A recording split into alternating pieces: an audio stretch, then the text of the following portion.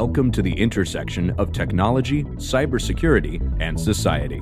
Welcome to ITSP Magazine. You're listening to a new The Hacker Factory podcast with hacker maker Phillip Wylie. You're about to discover what the role of a professional hacker entails, the different specializations it holds, and what it takes to learn and become one. Enjoy the conversation as Phillip and guests unveil the secrets of professional hacking, a mysterious, intriguing, and often misunderstood occupation. Knowledge is power, now more than ever. BugCrowd's award-winning platform combines actionable contextual intelligence with the skill and experience of the world's most elite hackers to help leading organizations identify and fix vulnerabilities, protect customers, and make the digitally connected world a safer place. Learn more at bugcrowd.com.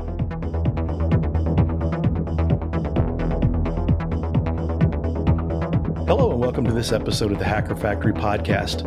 I'm your host, Phillip Wylie. I refer to myself as the hacker maker because I'm passionate about educating, mentoring, and helping people get started in offensive cybersecurity. Each episode, I have a really unique guest sharing their story of how they got started and some knowledge to help you on your path.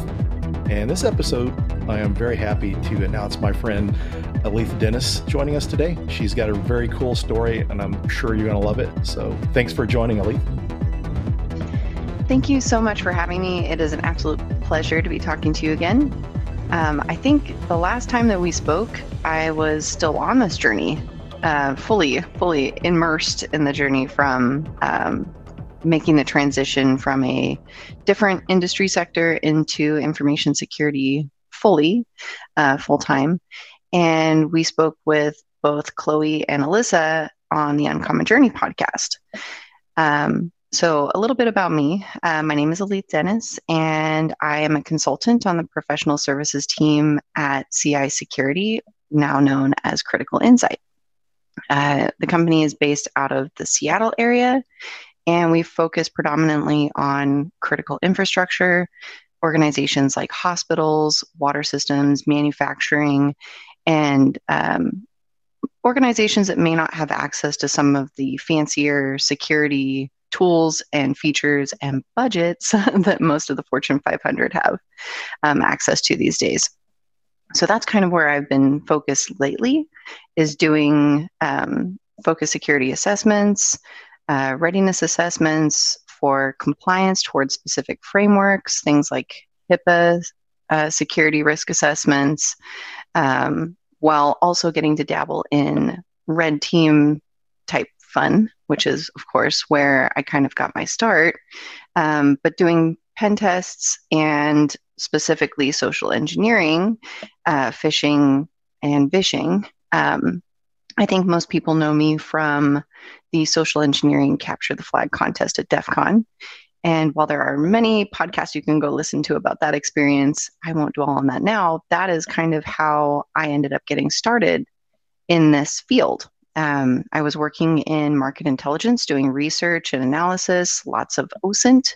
I had not heard that term yet the first time I went to DEF CON. And although I was a partner in a IT MSP company, we weren't really focused on the security side of stuff until after we went to DEF CON and learned a bunch about, vulnerabilities and, the potential risk that our clients were facing.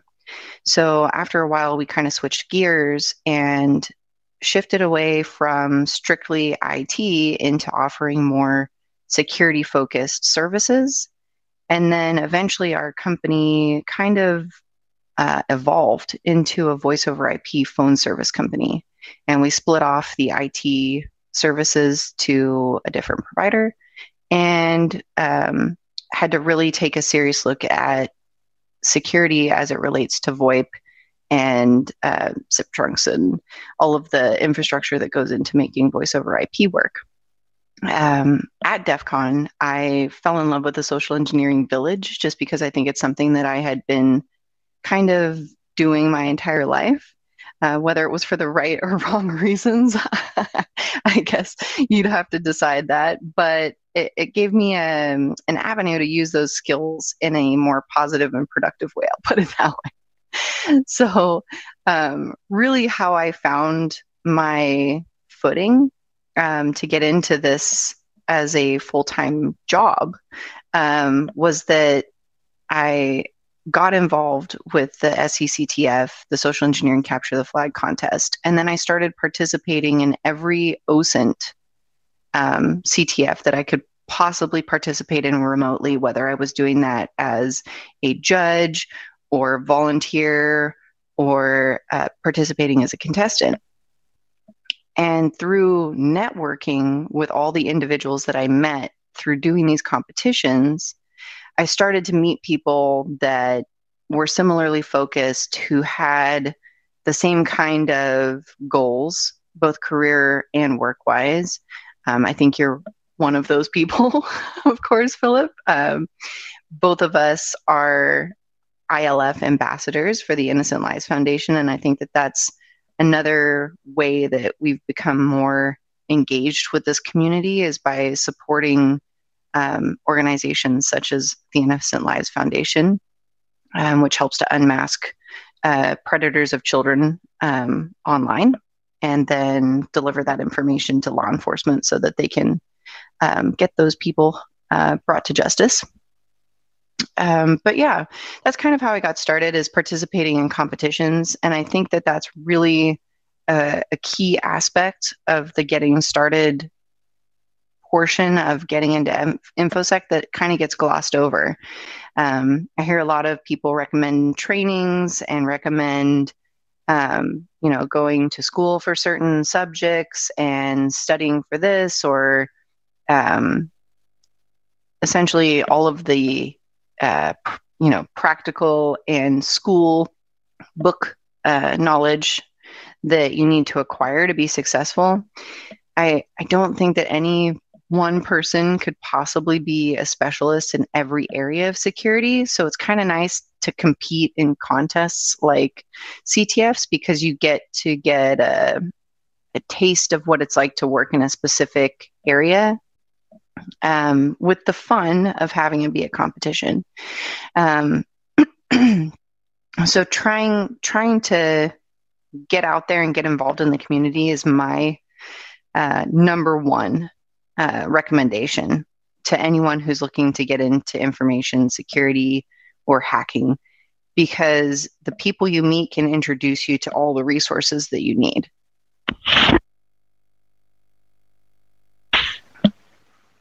And that's where I really find that I've had the most success, despite, trying a bunch of different courses and doing tons of, research and reading a bazillion books and really fully immersing myself in this side of every industry, because I think, cybersecurity, information security, all of that is universal. This is not something that is really set in one, industry sector. We affect them all.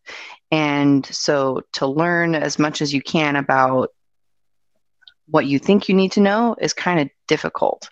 But if you get in there and you actually have an opportunity to try to do something, then you can see what about it you like, what skills you have from maybe your current roles or from school that are easily transferable from what you've been doing to what you're doing now.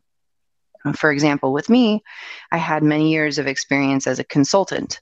And so I was really in a great position to take those skills consulting for Fortune 500, Fortune 100 companies, and just kind of segue that over into information security consulting on a professional services team, because I know how to talk to clients. I know how to do project management. I know how to do all of these communication and writing and soft skills that are extremely important in security, and that kind of get glossed over.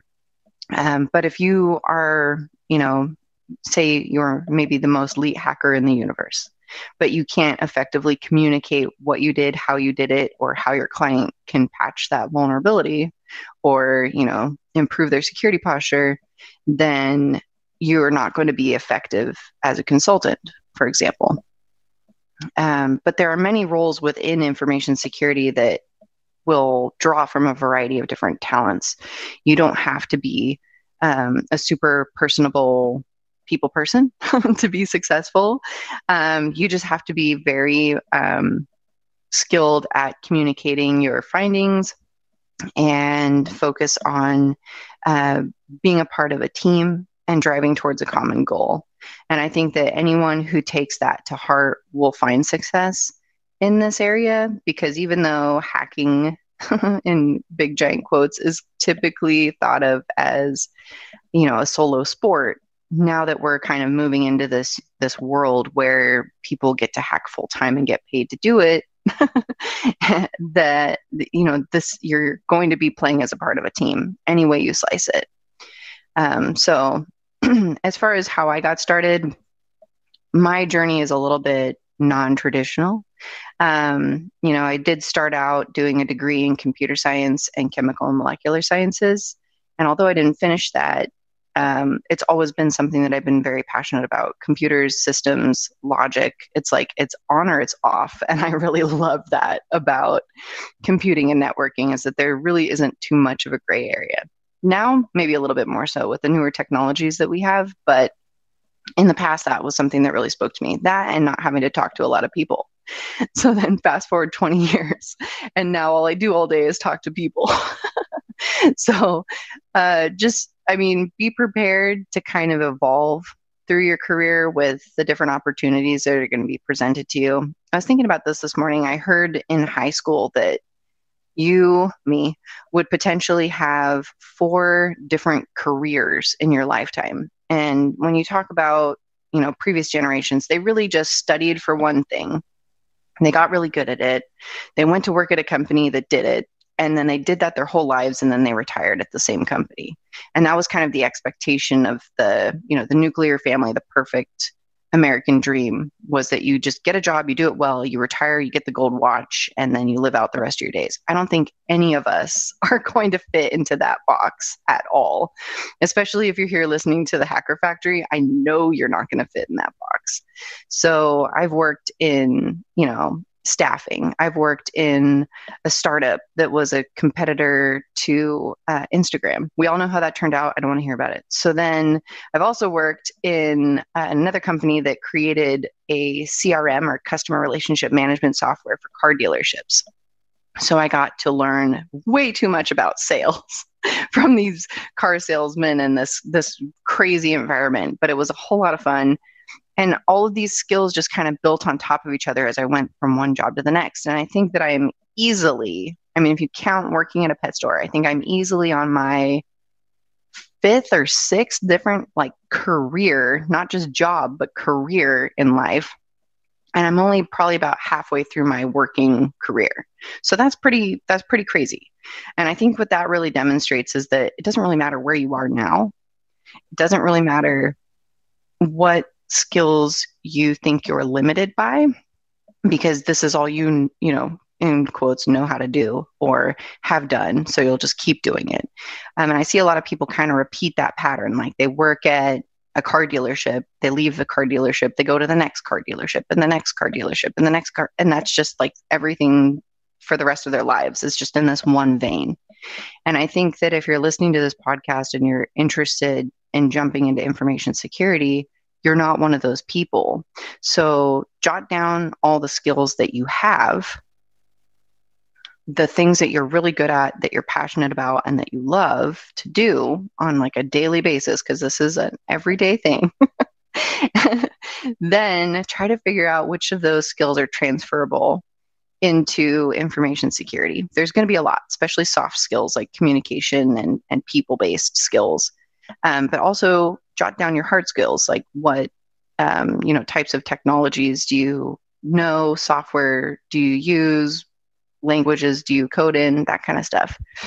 And then go look at job descriptions at the companies that you want to work at. Go look and see what their requirements are and try to figure out, you can do searches for the skills that you have and then see what jobs come up. Then you're going to look at the titles of those jobs, look at the descriptions of those jobs, and figure out if that's something that you want to drive towards. And what other skills and requirements do you need to get there? Does it require a degree? What kind of degree? Does it require years of experience in these specific things? What specific things are those? And then you can kind of reverse engineer your skills from the job that you want to have. And eventually, you're going to use that same skill to reverse engineer your resume.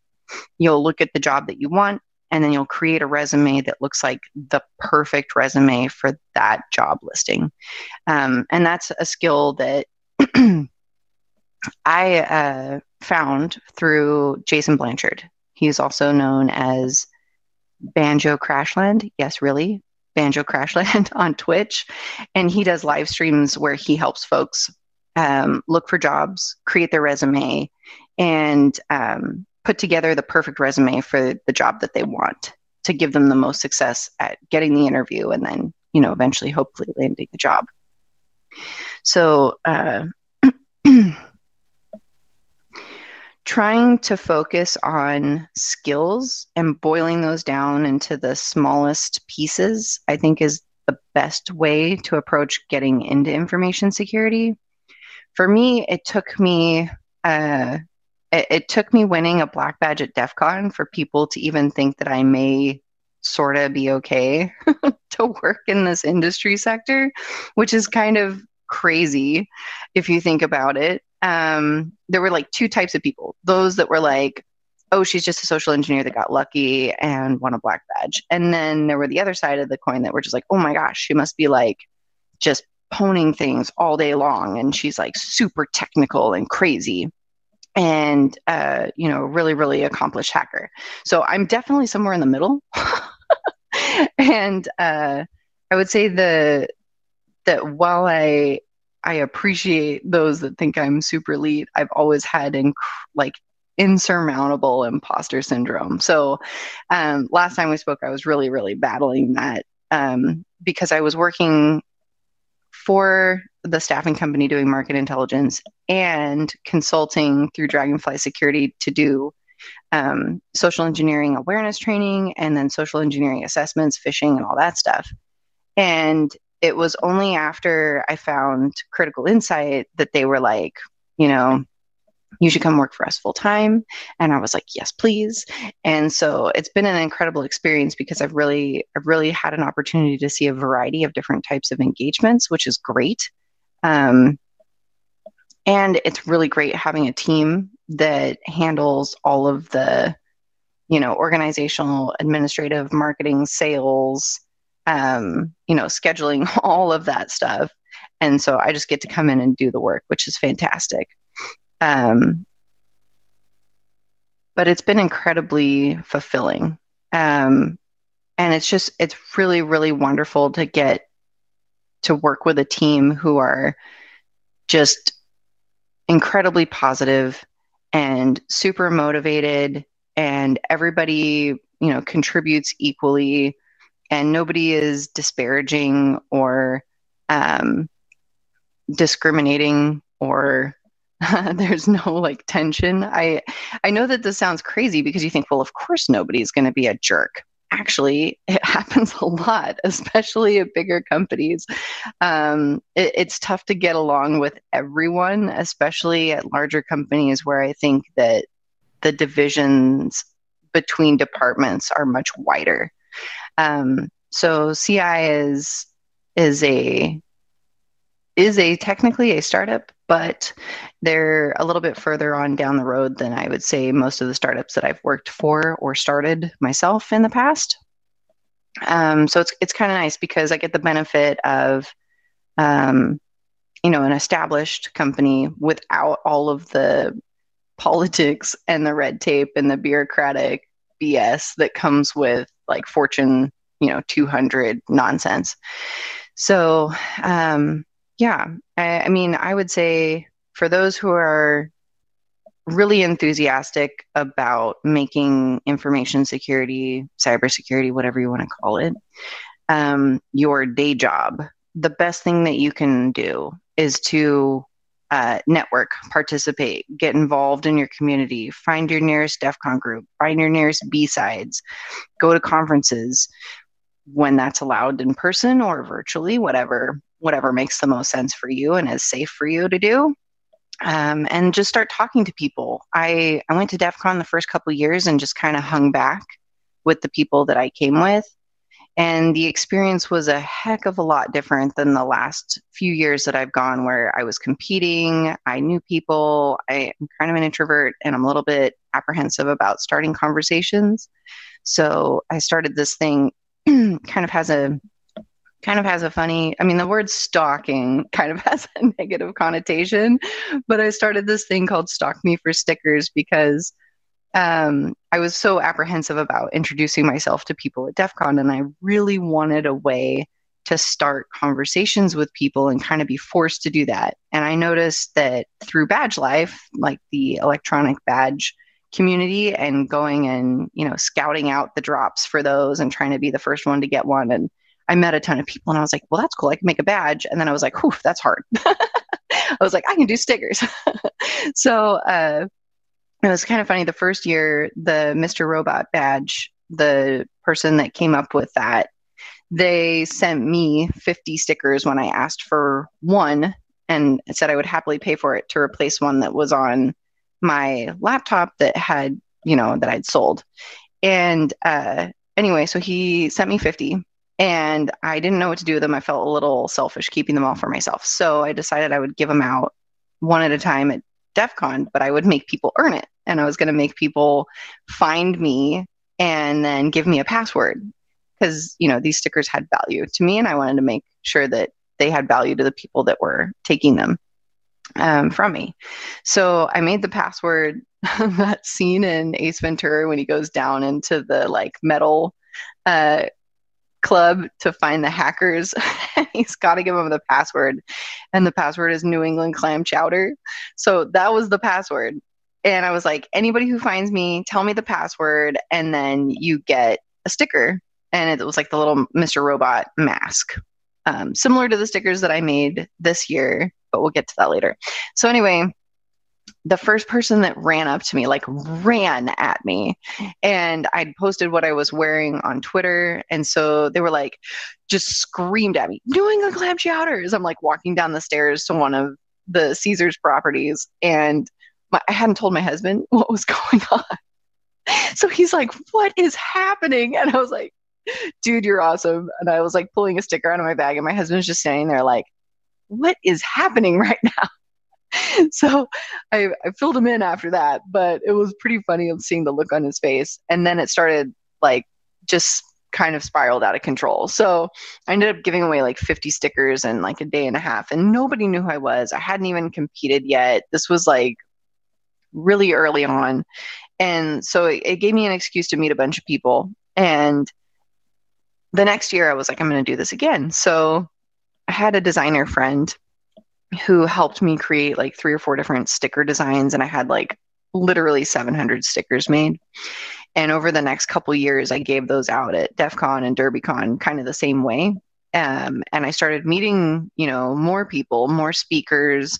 And then those people introduced me to other people. And then this last year, it was I couldn't get in the door without people going, you got stickers? So it's been a lot of fun just having kind of an excuse to start a conversation with people.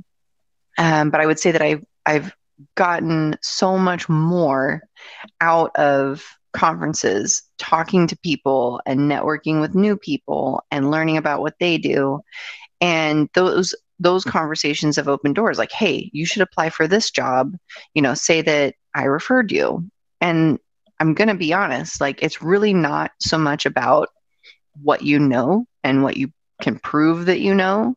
With smaller firms that may be more willing to hire entry-level positions and kind of take a chance on somebody with less experience, it's really about who you know. So if you've got somebody that's on the team that you want to be on, that you know personally, that can, give you a referral or pass your resume along to the decision maker, that's going to be so much more beneficial than being able to hand, one of the top technical, pen testing or top certification issuing companies the perfect resume.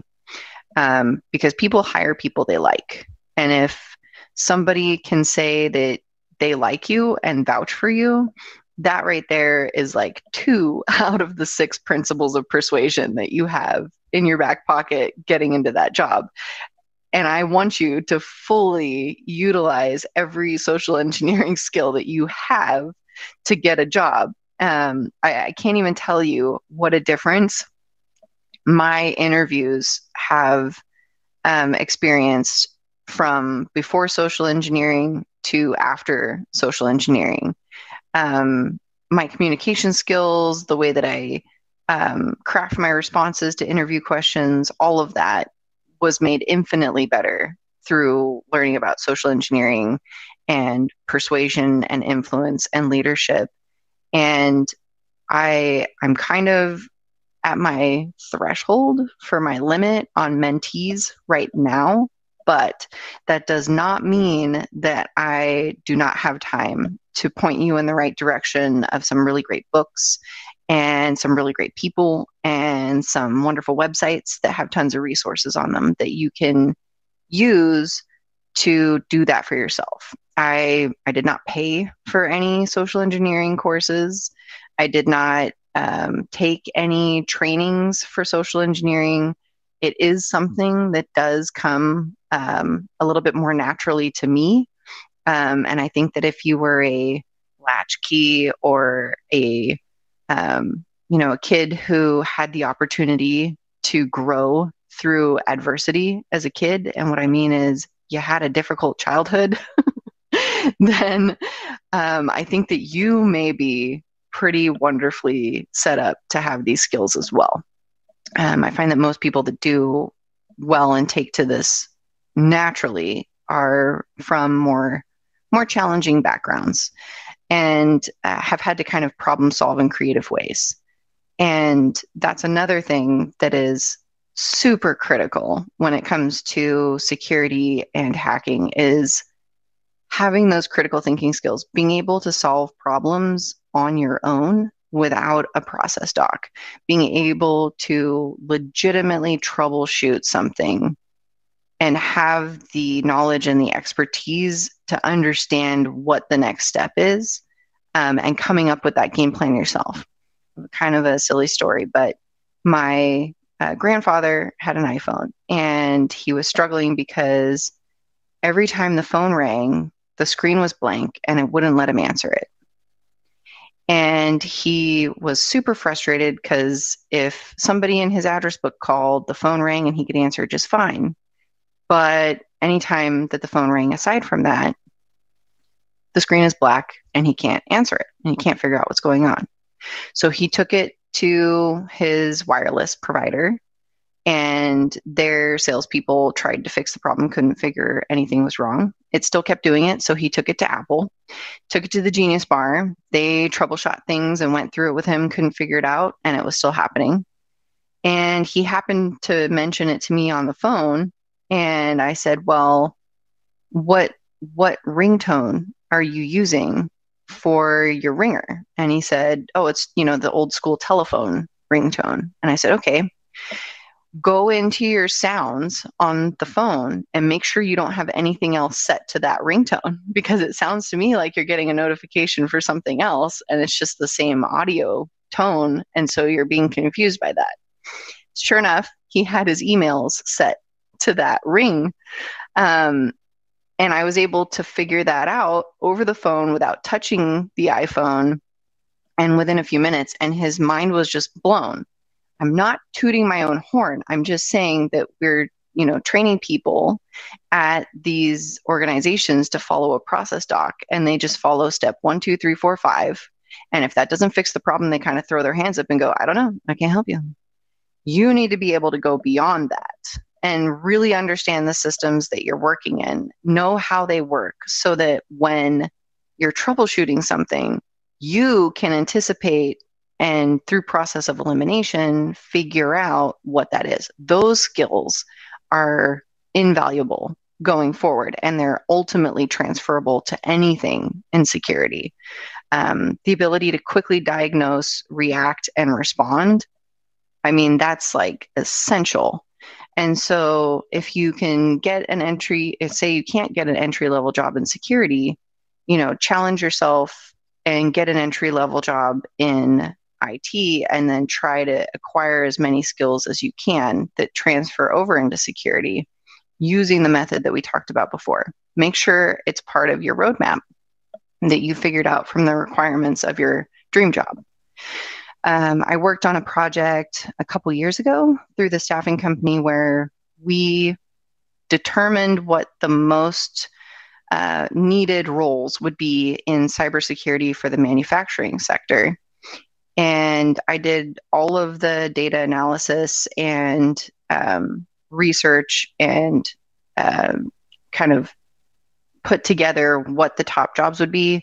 And then my team and I put together the roadmap essentially for each of those 20, I think it's 20 positions, like what's the entry level job, what's the mid-level job, and then what's the job that is going to be, the management or directorial type level job.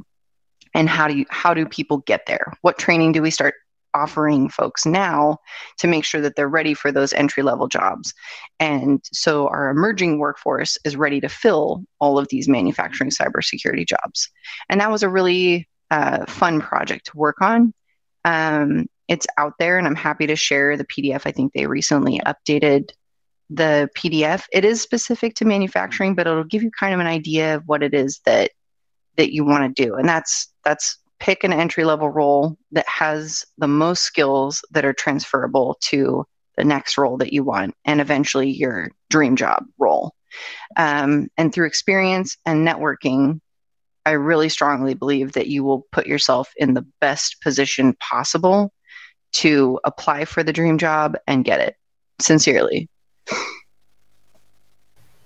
That's great advice and some very interesting, unique things that I hadn't seen before. But yeah, going back to the troubleshooting thing with the iPhone, I mean, like for me, getting in to a pen testing role, I've noticed that, the troubleshooting experience helped. And that's kind of important for developing that hacker mindset too.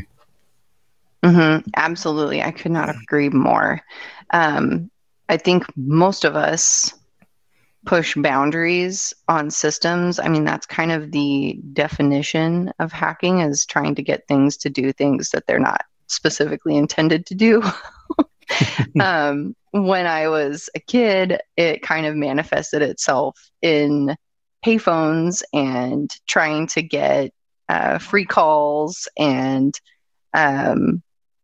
manipulating vending machines. I think the statute of limitations has passed, but we would definitely mess with vending machines to see if we could get it to give us free stuff. And I lived on a college campus as a kid. So I'm like 12 and I live on a college campus and I'm already like 5'8". So everybody just assumed that I was a college kid. So I just kind of got away with murder. Because they're like, and I was not like especially immature or anything, but I was definitely not 18 or 19 years old, but I was just carrying myself like I was. And I was never a super confident kid. I was a little chubby and I was super insecure about it, but I would just do whatever I wanted because that's just kind of the personality that I had. We would spend a whole day dragging all of our clothes to the laundromat and then have to find something to keep us occupied while we wait for clothes to wash and dry and stuff.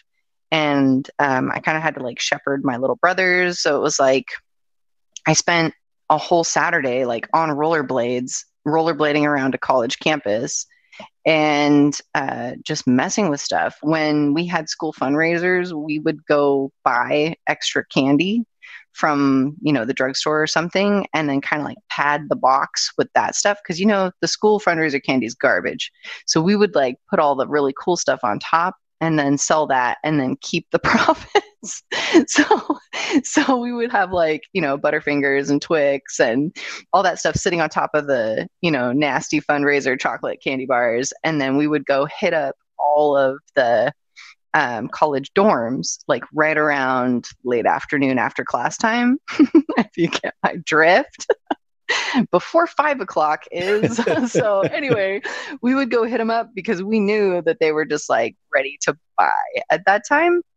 And so we would just like unload like hundreds of dollars in chocolate to these college kids, and we would just go blow it on stupid stuff and ride the bus around downtown. I actually forged bus passes as a welfare kid. We would get issued like a free bus pass. And so every bus trip was like $1. And we had these unlimited bus passes. You just show it when you get up on the steps and they let you ride the bus wherever you want. Well, after a while, they eliminated the free bus pass from the thing. But I'd had them like every year. And all it was like a colored piece of card, sort of like a colored index card. And it was a different color every month. So I just had to figure out what color it was that month. And then I would go photocopy it and then use previous bus pass font, like letters, and like copy that and then like cut the right numbers in to make the right month and year and that kind of stuff. And so I started forging bus passes for myself and my brothers so that we could keep riding the bus for free. And because we'd had it so long, the bus driver really didn't even question it because it had always been the norm for us to get a new bus pass every month. And so we would just have to like flash it real quick and then walk. And then after a while, they wouldn't even check it for that month. So yeah, we started riding the bus for free and shoplifting, and everything kind of went a little crazy there for a while. It got to the point where myself and my friends would walk into a store and like the adults would follow us. So we definitely got a reputation, kind of had to back off that for a while. But I think having the freedom, my mom was just a really chill parent, but having the freedom to do that. And like, I mean, we were literally downtown at the age of 11 by ourselves, running around in different stores with friends and riding the bus by ourselves. Like I would never let my kids do that stuff nowadays, but it just gave me this opportunity to develop all of these skills that I otherwise wouldn't have had if I'd been, with a parent or had a ton of money. We would figure out how to sneak in to watch movies and just how to solve that problem was where these kinds of skills came from for me. Like, how do I solve the problem of I have no money, but I want to go watch a movie? And so I've told the story before, but essentially a friend and I would pair up and one of us would say we needed to call our parent, because back then there were no cell phones, to come pick us up. And so that friend would go into the lobby of the movie theater and then open a side door to let the other one in. And then we would just go to whatever movie we wanted to see. And now that I think back on it, I'm sure that the theater staff knew. Like, I'm positive that they knew, because there were some movies where it was just myself and my friend. They knew they didn't sell any tickets for that movie, but yet there were people in the theater. And so, yeah, I'm sure they knew, and they were just like, they're not hurting anything, so whatever. They have to show the movie anyway, right? But it was definitely an experience, and I think that ultimately that's what kind of drew me into this universe.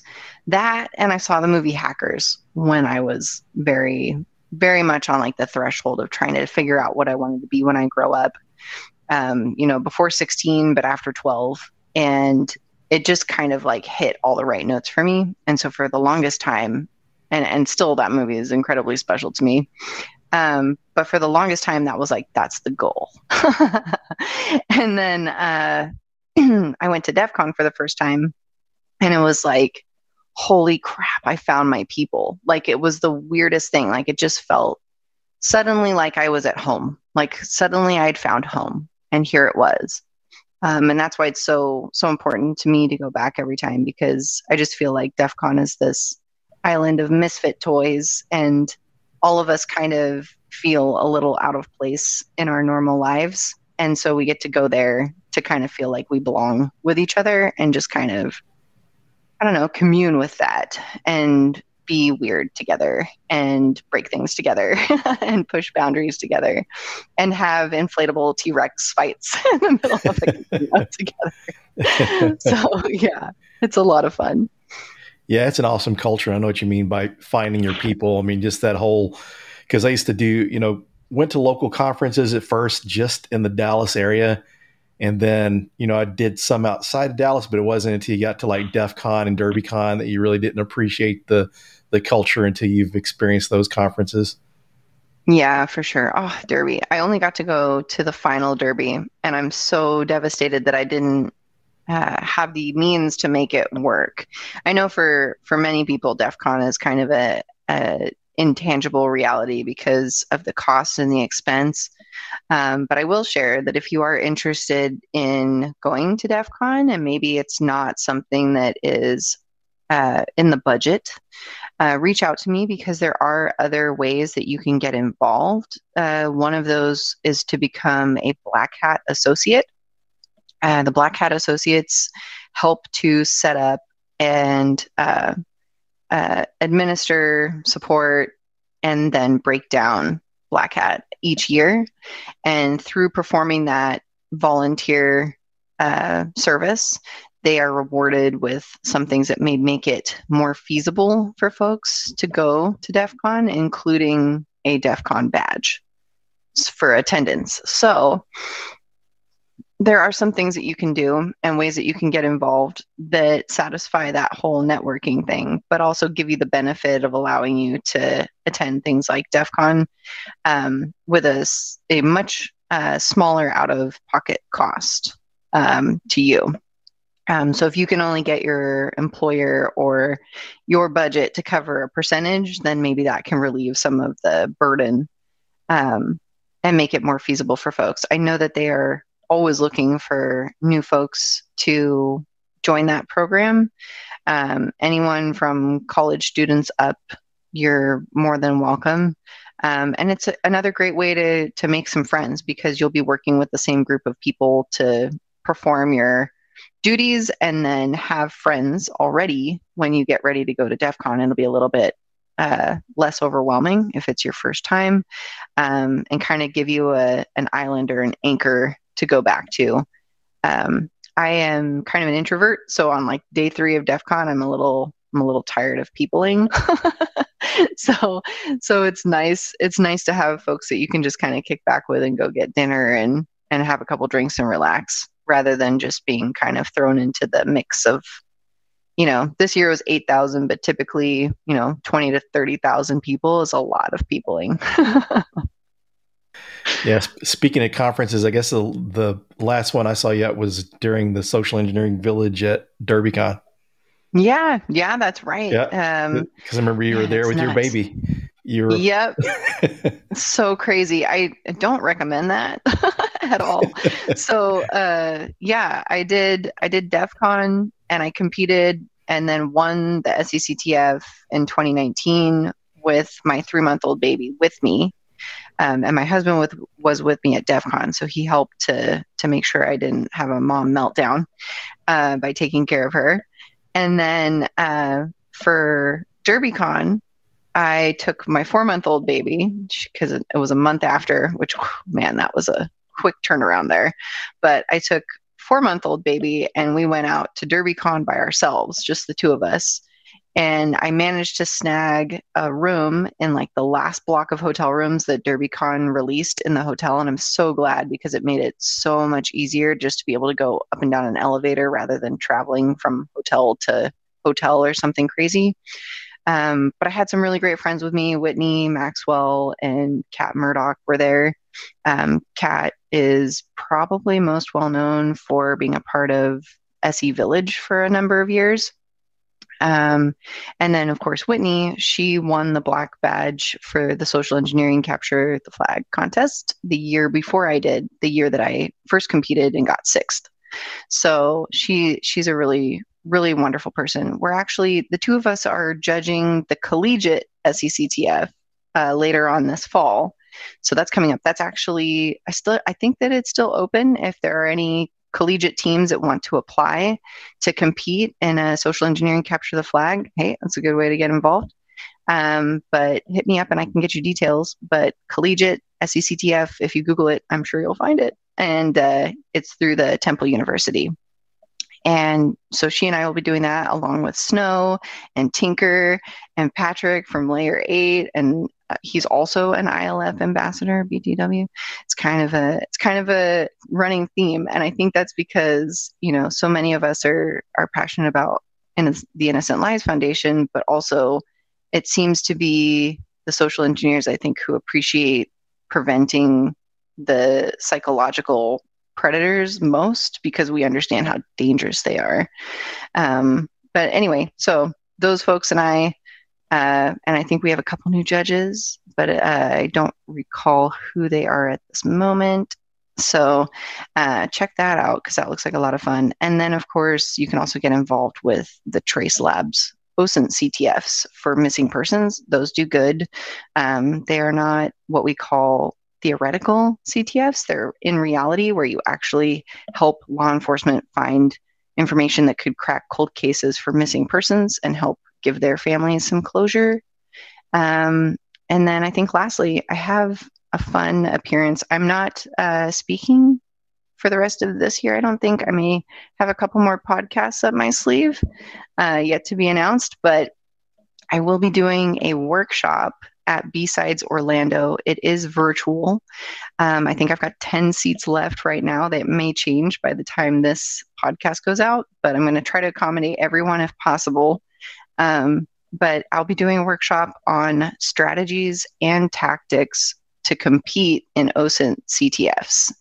And so if you're interested in essentially getting my playbook for how I won the SECTF and how I won a Trace Labs OSINT CTF with my team, hit that up because it's essentially all the things and it's live and I try to make it fun.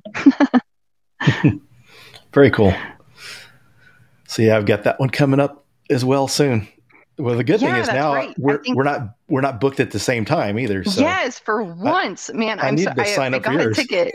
I got a ticket for yours, and I was like, okay. Yes, yeah, I did. I snagged one, and I blocked out my whole day. Somebody tried to schedule like a pen test kickoff over the top, and I was like, nope.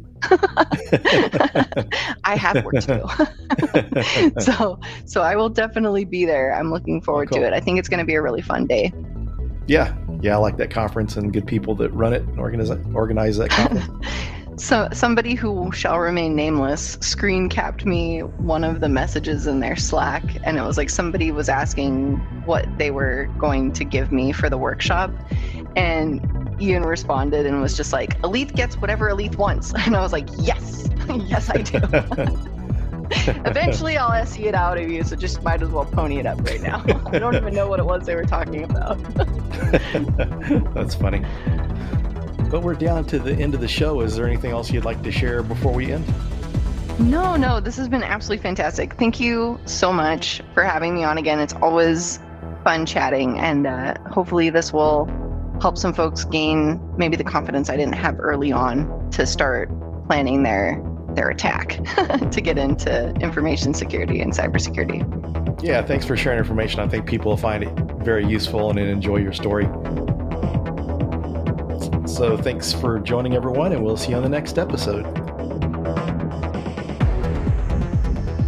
BugCrowd's award-winning platform combines actionable contextual intelligence with the skill and experience of the world's most elite hackers to help leading organizations identify and fix vulnerabilities, protect customers, and make the digitally connected world a safer place. Learn more at bugcrowd.com. We hope you enjoyed this episode of the Hacker Factory podcast with Phillip Wylie. If you learned something new and this podcast made you think, then share itspmagazine.com with your friends, family, and colleagues. If you represent a company and wish to associate your brand with our conversations, sponsor one or more of our podcast channels. We hope you will come back for more stories and follow us on our journey. You can always find us at the intersection of technology, cybersecurity, and society.